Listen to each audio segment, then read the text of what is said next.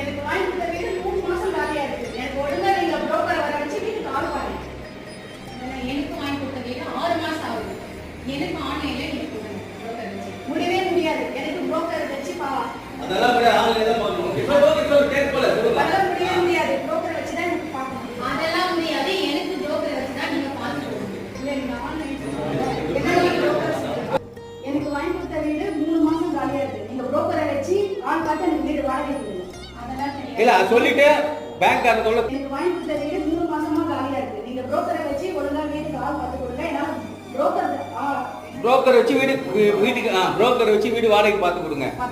பேங்க்காரங்க சொல்ல தாங்க முடியல. வெச்ச நகைக்கு வட்டி கட்டணும் சொல்றான். வீடு 3 மாசமா காலியா இருக்கு. ஒழுங்கா புரோக்கரை வச்சு வீடு வாடகைக்கு கொடுங்க. என்னால பேங்க்காரங்க தாங்க முடியல. வெச்ச நகைக்கு வட்டி கட்ட சொல்றான். டென்ஷன் ஆயி வெச்ச நகைக்கு வட்டி கட்ட சொல்றான். வெச்ச நகைக்கு வட்டி கட்ட சொல்றான். அதெல்லாம் முடியாது.